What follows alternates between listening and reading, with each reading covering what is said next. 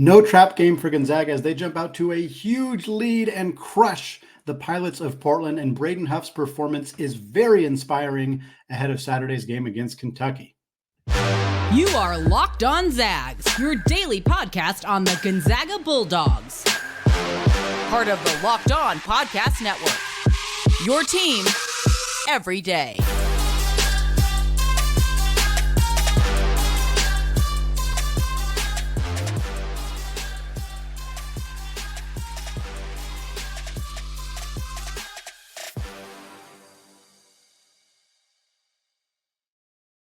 What is going on, y'all? Welcome into the Locked On Zags podcast, part of the Locked On Podcast Network, your team every day. I'm your host and longtime Gonzaga podcaster, Andy Patton, here to bring you news and updates on all things Zag athletics. Today's episode of Locked On Zags is brought to you by FanDuel. Make every moment more.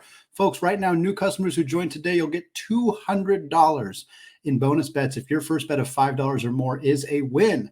So visit FanDuel.com/lockedon today to get started.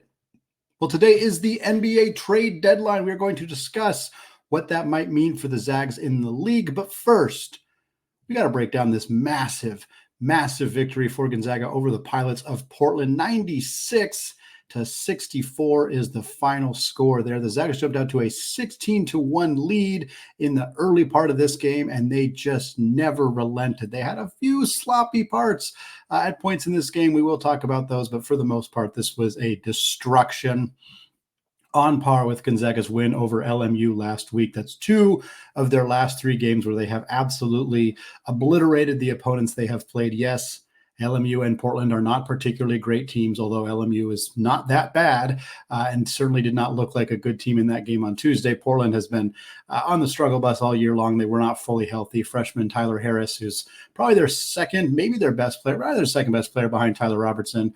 He did not play. Harris did not. It was a late scratch with an ankle injury. He's been very good this year. So certainly that contributed. But this was an all-around dominant performance from Gonzaga. And in particular, the thing that they have struggled with all year long was not a problem for them in this game. They shot 15 of 33 for three in this game. They made 9 3-pointers in the first half. They secured tacos for the crowd, which only happens when you get 10 made 3-pointers in a game. They secured tacos before the first media timeout of the second half. That is how dominant the outside shooting was. And it started immediately. Gonzaga made 4 threes in the first 2 minutes of this game. Back to open up the game, all three different players. It was Nolan Hickman, Anton Watson, and Ben Gregg. It was 9-0, 16-1. Shante Leggins had to call 2 timeouts before the first media timeout. He burned 2 of his timeouts before there was even one break in the action in this contest. It was an absolutely immediate result for Gonzaga. They came out ready to play. They came out gunning. They knew that Portland was going to play a defensive style that allowed them to get open looks from three, and they took them and they knocked them down. They did exactly what they needed to do. That was the story of the start of the game. The story of the rest of the game, the story of the second half of this game in particular, was Braden Huff. We'll talk about it a little bit more in the second segment as we kind of go through our 5 keys to victory that we laid out before the game. But one of them was to see some more increased confidence from Braden Huff, to get some momentum building for him going into this game against Kentucky on Saturday. Braden Huff was phenomenal in this game. 25 points for him, 11 of 16 from the field. He also had 7 rebounds and 3 assists. He was 3 of 5 from 3, so he was knocking down his outside shots. He was fantastic, mostly in the second half, just getting him the basketball, letting him go to work. He was good at reading the defense, good at knowing when to make his move, when to pump fake, when to kick it back out. Like, you can tell his reads offensively have just dramatically improved. He's still got some issues with handling the actual basketball. Better defensive teams can kind of poke the ball away from him when he puts it on the deck. But his recognition, his basketball IQ, his understanding of when the double team's coming, how to get out of it, what move to make when he's got a defender on his back, like the improvement he has made. Even from the beginning of the season when he was phenomenal to start the year, he had he had 20-point games, 15-point games coming off the bench throughout the first few weeks of the year. This may feel like, oh, he's just getting back to being that player, but he's a better version of that player. You can tell he's still got some issues defensively, and we will talk about that. That is a concern for Braden Huff, but Offensively in this game, the growth, the development that we've seen from him, the ability to pick apart this defense and just dominate whenever he got the basketball is really, really encouraging to see. Outside of that, I mean, again, there's a lot to highlight here that was positive for Gonzaga in this game. They finished 56% from the field, 45.5% from three. There's only 7 total free throws attempted in this game. Gonzaga was 3 of 3, so I guess we'll count that as a positive as well. Anton Watson had a fantastic game, 20 points for him, 5 rebounds and 4 assists. He was 9 of 11 from the field, 2 of 3 from deep, continuing to be that hyper efficient, effective, just kind of quietly dominant offensive player. He spoke to John Rothstein after the game in a post-game presser and basically said, this team needs me to score. In the past, I haven't been needed to score. I've filled more of that glue guy role, but this year they need me to score, so I'm scoring. Great. That is exactly what Gonzaga needs from him. He is completely right that is a role that he needs to embrace on this team. And in a game like this, where Gonzaga scores 96 points and has really good performances all around the board, it's still Anton Watson who's dropping 20, who's doing it with the insane levels of efficiency. He's just quietly been that guy for Gonzaga all year long. I want to highlight some really nice minutes the Zags got from Luka Krajnovic coming off the bench as well. Again, this has been a theme for the last couple of games as Mark Few kind of promised, hey, Luka's going to get some more rotation minutes. He's going to be a bigger contributor for this team going forward. And we saw that against LMU. And then we saw it against St. Mary's. He played in the first half against St. Mary's to give Nolan Hickman a spell, something I wasn't sure we were actually going to see. And then in this one, we got to see quite a bit from him. He did some really nice stuff, 7 points and 5 rebounds on 3 of 4 shooting for him. He had a really nice transition. He stole a pass, got out in transition, little step around, step through move for him to get an easy bucket at the basket. Like those kind of moves, that kind of stuff. Like when you're trying to earn more playing time, showing what you're capable of doing in situations like that. You get a steal, get out in transition, get buckets that way. Like that is going to help kind of endear you to your coach, endear you to your teammates, and continue to earn you more playing time. And he made some mistakes. He had some pretty ugly pass in an entry pass. The defense is still questionable at times, but he's a freshman. He's a freshman who missed a month of time. Like we're expecting those things to be things that take him a little bit of time, but the overall potential still feels very high for him. And the fact that Few is starting to trust him in the rotation just a few weeks after he gets back from this injury is a really good sign for this team. There was a few bad things I'll mention quickly. There was a pair of scoring droughts in a 4-minute drought, kind of in the middle of the first half where they didn't score any points. They had a kind of a sloppy start to the second half. It's been something we've seen from Mark Few's teams in the past. Usually, or sometimes it can cause an actual problem in terms of like, our lead evaporated and now we're in trouble. And that was not the case. This game was never remotely close. Occasionally, Portland got it within 20, and that was literally the closest that it ever really got in the second half. Portland did have a 16-7 scoring advantage to start the second half before basically the Braden Huff show. I just chalk that up to Leggins and this coaching staff for UP making some kind of adjustment at halftime that Mark Few and the Zags weren't necessarily anticipating. It threw them for a little bit of a rhythm. In part, for Portland, Juan Coracito hit a couple of really pretty impressive, fairly well-defended threes that kind of helped Portland jump out to that early lead in the start of the second half. It wasn't anything that was ultimately all that concerning, but if we want to talk about negative things from the game, and we got to be a little nitpicky when it's a 32-point victory in a game the Zags jumped out to a 15-point lead right away. The other thing, and we'll talk more about it in the second segment, was Graham Ike. 4 fouls for him just really kind of prevented him from ever getting going.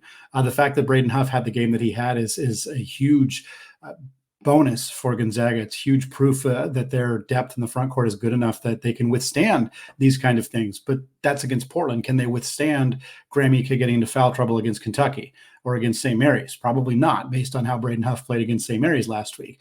Those are the kind of things that could be problematic. And seeing Graham get in foul trouble in a game like this is less than ideal. Let's put it that way. But one of the things we wanted to see in this game was how Gonzaga's young players step up, and they did that in a major way. We talked a little bit about some of those guys already. We'll talk more about Krajnovic, more about Dusty Stromer's performances.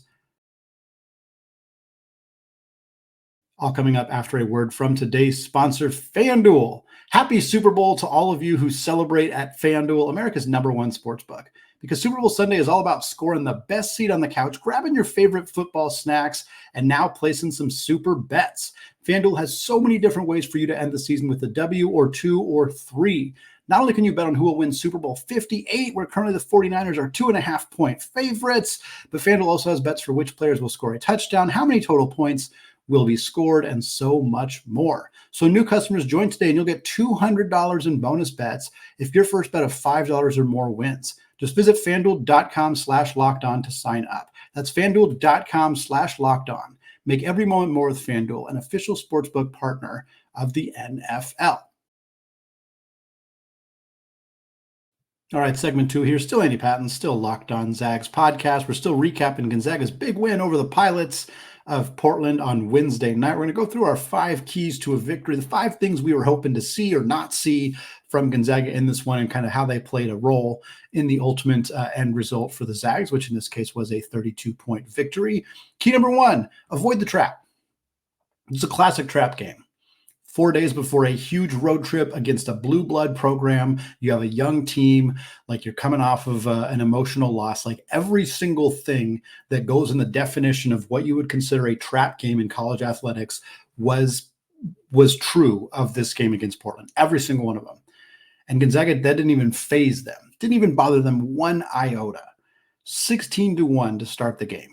This team was red hot as soon as the game got going. Nolan Hickman hits a 3. Anton Watson hits a 3. Ben Gregg hits a 3. Everybody's celebrating, pumping their fist. Shante Leggins is calling a timeout before we hit the 17-minute mark. Like, it was immediate. And to me, that's a sign that you avoided the trap game. There were lulls later in the game. We mentioned the second half lull. I think that was more some adjustments. Also, Portland hitting some big shots. Gonzaga then rebounded from that, got Ike out of the game with the foul trouble, got Braden Huff in and let him go to work, and they were fine. They were fine. They won by 32. It was obviously not an issue for Gonzaga in this one. But a fast start is how you kind of know that a team has avoided like falling victim to the trap game. They didn't look sluggish. They didn't struggle to, get their actions going. They did what they needed to do to take care of business, put this one in the rearview mirror. And now they can start focusing on getting ready for this game in Lexington. Key number 2 was a lot of Graham Ike, and that was not the case in this one.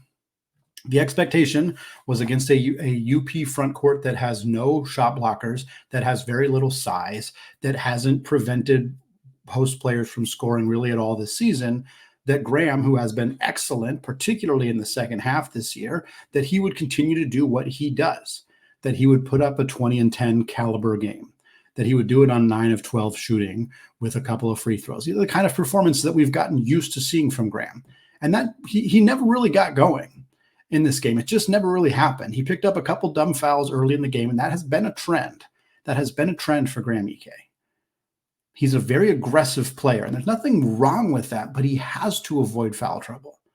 You can get away with it against Portland. Case in point, Braden Huff going nuclear in this one. You can't get away with this against other teams. If, DJ Wagner and Rob Dillingham are hell-bent at getting to the rim and driving past Ryan Nembhard and Nolan Hickman, which is going to happen because those two guys are some of the best at getting to the basket, best guard to getting to the basket in the entire country, Graham has to avoid stupid fouls. He has to avoid bringing his hands down and hitting those guys and putting them on the free throw line and putting himself on the bench. More so, he has to avoid the offensive fouls. For those of you who watched this game, you saw in the first half, Graham Ike had one of the most egregious hook fouls that I've seen in a really long time. At first, I thought Tyler Robertson, who was guarding him, was exaggerating, but you watch the replay, and Graham starts to drive toward the basket, and he brings his whole right arm and just blatantly hooks it around Robertson and pushes him to the side. Like, no referee is going to miss that call. Even WCC refs who have been questionable, certainly this year, certainly last week, they're not going to miss that call. You have to avoid doing that. That's just a dumb foul. That's all it is. It's a dumb foul. And for a player with his years of experience, knowing his importance to this team, you can't do that. And then he commits 2 early fouls in the second half. He's got 4 fouls with 16 minutes to go. So he has to sit. Mark Few brings him back in with 7 minutes to go. He plays a few more minutes, gets back on the bench. He finished the game with 7 points and 7 rebounds on 3 of 5 shooting. He also had 3 turnovers and 4 fouls. This was one of the worst games we've seen from Graham Ike. And it was overshadowed by Braden Huff. It was overshadowed by Anton Watson. It was overshadowed by the fact that this game was over in the first 2 minutes. But it was a concerning performance for Graham. This kind of performance against almost anybody else that Gonzaga plays, against San Francisco, against St. Mary's, against Kentucky, against Santa Clara, against any team they would face in the NCAA tournament, this would be a big problem for Gonzaga. And part of that is because Braden Huff needs to be able to step up defensively. And one of the keys we had for this game as well was the confidence building opportunities that this game could present for both Braden Huff and Dusty Stromer. And for Huff, it was very clearly there. 25 points, like we said, 11 of 16 from the field. He had 3 assists. He had the 7 rebounds. He dominated in the second half, 14 points on 6 of 8 shooting. This was the kind of performance that we have seen from Braden already, but that we really wanted to see before this Kentucky game. Now, there is still probably not going to be a big role for Braden against Kentucky, barring foul trouble for Ike, which is why I wanted to come into this one next, because Braden is still really struggling defensively. And even in this game against Portland, he got scored on a handful of times. He got caught in bad switches on pick and rolls where he was a step too slow or out of position. Guys went around him pretty easily. Like, he did not play well defensively. And he hasn't played particularly well defensively at all this season. He's not a good defensive player. Part of it is just an experience. He'll get better as he's more comfortable with Gonzaga's scheme defensively, as he's more comfortable hedging screens and getting used to the speed and the pace of Division I college basketball. Like, some of this is just growth that happens naturally. You don't often have true freshmen being asked to play high-level defensive roles. Chet Holmgren is an incredible exception to that regard, but for the most part, it is difficult. Shemet Karnowski struggled as a freshman defensively. Rob Sakray struggled as a freshman defensively. Like, any Gonzaga bigs who have developed into good defensive players struggled as freshmen defensively. It's just part of the growth process. But because Braden is such a valuable piece offensively, because Graham Ike gets in foul trouble, you really want to be able to play Braden against teams like Kentucky. And Kentucky doesn't have low post scoring, though that's not really their MO, but their MO is guys who drive to the basket. They're going to do some pick and roll stuff. They don't do a ton of pick and roll stuff. Quite frankly, last year when Gonzaga beat them, they probably should have done more pick and roll stuff. That was a criticism of Coach Calipari in that game, was like, hey, get Drew Timme and switches and attack at him, and they didn't do it. So there's a chance they won't do it again in this game. But if Braden Huff is forced to play, he will get bullied by Aaron Bradshaw, who hasn't had a particularly great year for the Cats. He could get bullied by Zvonimir Visic, who's only been playing for a couple of weeks and hasn't looked particularly great outside of his very first game, which he found out he was eligible for an hour beforehand. But for Huff, like, the Zags need him. They need his floor spacing. They need his touch around the rim. They just need him to be at least playable defensively. And there's a real concern that he won't be, and that limits Gonzaga's depth, and that forces Graham Ike to be really careful and not get any fouls, and that means he has to play less aggressively, not in his own style. It could cause some problems for Gonzaga in the front court. Key number 3 for them in this game was to perfect the pick and roll with all 3 guards. The Zags didn't really need to run the pick and roll in this game. They ran it some, and we saw it be successful. But a lot of times Gonzaga was pump faking a 3, getting a Portland defender in the air and just driving to the basket. That's not a pick and roll. That's just beating your man off the dribble and scoring. We saw that a handful of times. UP packed the paint and forced Gonzaga to shoot 3s. That was their strategy going into the game. I understand why it was. We talked about it a little bit in the Discord. They're like, doesn't Shante always do this, and doesn't he always lose by 20? Yes, but when you're playing this year's Gonzaga team, you have to try this. Like, you have no depth, you have no front court size. You know that Gonzaga struggled to shoot 3s. Make them beat you from the outside. And Gonzaga did immediately and handily, but that was the strategy that Shante kind of had to deploy to see if he had any shot of winning this game. And it obviously did not work for him, but for Gonzaga, it meant they didn't really have to go into that pick and roll offense all that much. And then key number 5, empty the bench. We saw this a little bit. 8 guys played in the first half. Jun-Suk Yeo did not come in until the under 8 media timeout in the second half. That's kind of traditionally when he's been coming into games. He's seen some first half action earlier in the year, but lately in blowouts, he comes in at the under 8. In non-blowouts, he doesn't play. And that's not that uncommon for how Gonzaga has treated guys just outside the rotation historically. I know there's been some consternation about Yeo's lack of playing time and what it might mean for him going forward. And I understand that, but this is how Gonzaga treats players who are just outside the rotation. Marfu's not going to change how he's treating those guys. It's always been the case. Yeo had 2 points in this one. He had a board and a steal, 1 of 2 from the field. Pavle Stošić came in for the last couple of minutes of this one as well. He's still pretty darn raw. He took a couple shots. I didn't mind him taking those shots. He didn't make either of them. Committed a couple fouls. Just didn't look quite ready for the pace of this game. He hasn't very much this year. He's not quite ready to be a Division I college basketball contributor, and that's okay. because they're not asking him to be. The growth and development that's happening with him behind the scenes could be very lucrative for Gonzaga down the line. But right now, he's just a guy who gets a few minutes in these kind of games to kind of get his feet wet and get more comfortable playing at this level. And then Colby Brooks got in for the last couple of minutes as well. No Joe Few, but Colby did play, got a rebound, took a 3-point shot and didn't knock it down. But still always good to see those guys. And obviously Luka, who we talked about earlier, who had a pretty fantastic game in this one. Good to continue to see him get more of a legitimate actual role within Gonzaga's rotation. Hopefully that'll stick for the rest of the year. Well, the NBA trade deadline is today, and we have some Zags in the NBA updates, as well as the discussion on who might get moved, if anybody. All that coming up after a word from today's sponsor, Game Time. What would you do with an extra $100 if you were in Las Vegas for the big game? I know I'd be at the Orleans Arena at the Gator Bar. If you know that is the place to be. Well, guess what? That does not have to be a what if. That can be your reality. If you buy a big game ticket from Game Time using code Vegas100, Game Time is the fast and easy way to buy tickets for all the sports, music, comedy, and theater events near you with killer last-minute deals, all-in prices, views from your seat, and their best price guarantee. Game Time takes the guesswork out of buying tickets.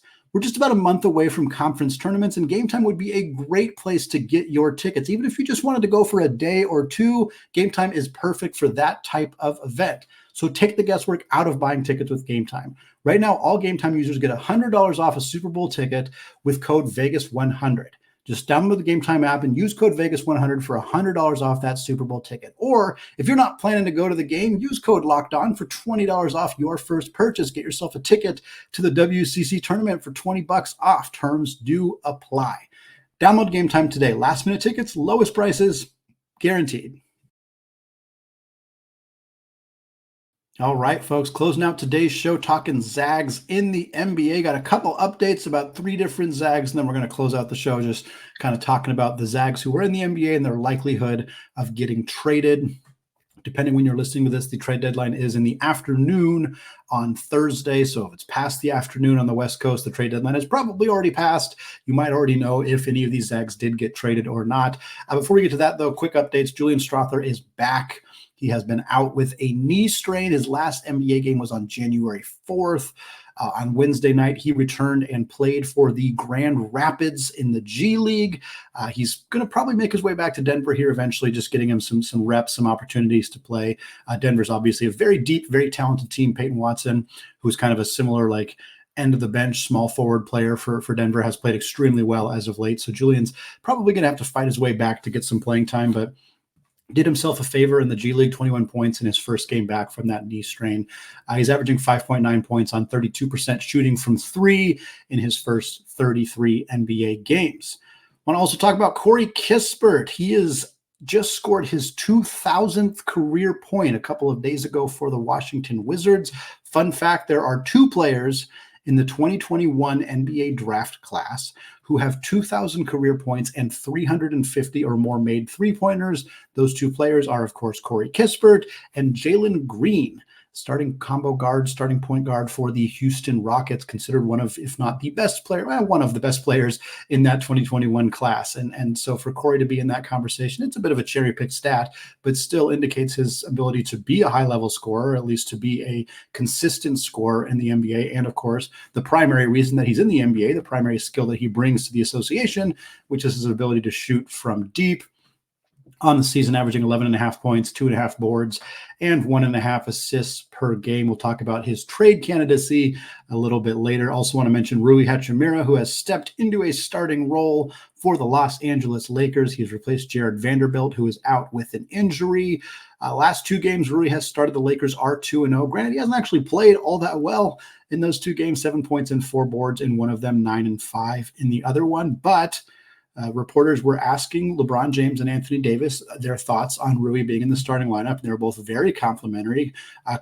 King James, LeBron's direct quote, he says, "We have a lot of length, a lot of athleticism. Rui works well with us, and we're just trying to find him, especially when he's running out and has early steals in the post or whatever the case may be. He's got mismatches, so he works well with us." And Anthony Davis had a similar quote basically saying, "The bigger guys guard me and LeBron, and they often have to put a smaller guy on Rui because they want to put somebody with some length on one of their guards, on Austin Reeves in particular. And so what happens is they put one of the guards on Rui, and Rui gets down the floor. He gets into post position. He bodies some guys. And that's how they have been utilizing him in the starting lineup. And both LeBron and Anthony Davis said this is a key thing that he's able to do for us and kind of bring to the roster. So that's been really good to see him kind of find a niche, find a role that works with the Lakers. He's averaging 11.3 points, a little under 4 boards, and about an assist per game. He's also been mentioned as a trade candidate. So I want to get into that now to close out the show. I have 3 different categories. No chance they're getting traded, very little chance they're getting traded, decent chance they're getting traded. There are 10 Zags in the NBA. They are broken up 4, 3, and 3 in those spots. If any of you want to try to guess what it is, I bet you can come pretty close. We'll start with the none at all category. This is fairly easy. Chet Holmgren's not getting traded. 0.000% chance that he's getting traded. Domantas Sabonis, not getting traded. Sometimes superstars get traded. There's not really any reason for the Sacramento Kings, who are in a playoff position, who are playing extremely well, to deal Domantas Sabonis. So there's no risk there. Jalen Suggs. Earlier, there was some rumors that maybe Orlando would make some big move and try to move some of their guard depth in order to bring in more of a superstar. But Suggs has played so well this year. He struggled the last couple of games, but he's played so well and shown so much development as a potential all-defensive caliber guard, and his 3-point shooting has improved. It doesn't make sense for Orlando to move on from him. Move on from Markelle Fultz if you need to move on from one of your guards. Maybe even move on from Anthony Black, although I don't think they're going to do that either. But there's no reason for them to move on from Suggs, so he's not going anywhere. And the last one, for kind of a different reason, the other 3 is Brandon Clark. He's suffered that Achilles injury. He's out for the year, or at least he has not played this year. I don't think he's expected back. That no trade really makes sense. He signed to a long-term extension with Memphis. They're not going to deal his contract to get out of it. It just doesn't make sense. So Brandon Clark's not going anywhere either. Those 4 guys locked in. If you have a jersey of them and you're feeling nervous about it, don't. You're good. You're good with those 4 guys. 3 guys who have very little chance of being traded. That would be Andrew Nembhard, Zach Collins, and Julian Strawther. Nembhard's been mentioned. When Indiana was looking to make a push for Pascal Siakam, when they've been looking to make some other big pushes to acquire some high-end talent in the trade deadline, Nembhard was mentioned as somebody who could get tossed into those trades. But it was always very clear from following Tony East, the host of the Locked On Pacers, from just other Indiana reporters, that they really didn't want to move him. He's under a relatively cost-controlled contract. He's played exceptional for them as a backup point guard. Like, you don't give away somebody who's, if you're trying to trade for a piece to make you better and more likely to contend for a national championship or for an NBA championship, you're trying not to get rid of pieces that are also helping you. And it's tough to do. You got to give something to get something, but there wasn't a lot of motivation, or isn't a lot of motivation, I should say, to trade somebody like Nembhard unless you're getting like a monster piece back. And it just doesn't feel like there's something like that really cooking for the Pacers, or really for a lot of the teams in the NBA. So I think he's pretty set. Zach Collins, same kind of situation. He's obviously been in the league a little longer than Andrew, but young player under a decent cost-controlled contract. He fits well with Victor Wembanyama in the front court for San Antonio. They need guards pretty desperately, but the odds of them trading Collins to get a guard just doesn't seem all that likely. They'd be more likely to either trade picks to try to get a guard, or trade some of their other veteran guys whose contracts they want to get out of, not as much Collins, or they're just going to wait and try to draft a guard in the next upcoming draft and try to rebuild in that way. And then Julian Strawther. I just don't, Denver doesn't need much. I could see if they were trying to pull a package together to get somebody big, if the team was desperate to ask for Strawther, I could see them being willing to part with him. Like, I don't think he's untouchable. I just don't think I don't think Denver's looking to do much, and I don't think they're looking to trade young, controllable talent unless they absolutely desperately need something, and they just don't. They're just a good enough team that they don't really need that. And then the 3 guys who actually have a decent chance of getting traded, that's Kelly Olynyk, Rui Hachimura, and Corey Kispert. The Wizards need to do something. They're focused on trading Tyus Jones, their starting point guard. They're also potentially focused on trading Kyle Kuzma if they can find a deal for him out there. But Kispert, a couple years left on his contract. He's relatively affordable. A team that needs a movement shooter could conceivably offer a first, maybe a future first, maybe a couple of seconds. Maybe Washington's willing to do that because he's just not doing enough for this team. And not because he's bad, but because Washington's so bad that a player like him is he's just kind of there. And it would make sense to get some future assets for him instead. Rui makes more sense as a salary match. I think the Lakers want to keep him. I think they like what he brings to the team. He's under contract for 3 more years. But if they're trying to go get like a DeMar DeRozan or somebody who's got a $35, $40 million contract, they need to be able to salary match. Rui's on a $15 million deal. They can package him with somebody like Gabe Vincent or somebody else on their roster and be able to send out $30 million. So Rui makes sense as a salary match, although I don't think the Lakers necessarily want to get rid of him. And then Kelly Olynyk, he's just kind of in that spot in his career where he's that veteran that makes sense for a team to go get as a backup center. He also logistically makes sense as a salary filler as well, or a salary match. Utah's kind of in a weird spot. I don't think they're going to try to contend, so they might sell off some pieces. If they can get a future pick for Kelly Olynyk, I could see them potentially doing that as a trade as well. But we'll find out in a couple of hours, for most of you who are listening to this, whether any of these guys do end up getting moved or not. We're also going to come back on Friday with a big old preview of the game against the Wildcats of Kentucky that is going on Saturday. So to look out for that in your feed on Friday morning. But that's going to wrap it up for us today here on the Locked On Zags podcast. Want to thank all of you for making the show your first listen or your first watch of the day. And until Friday, when we get ready for the Cats, as always, go Zags.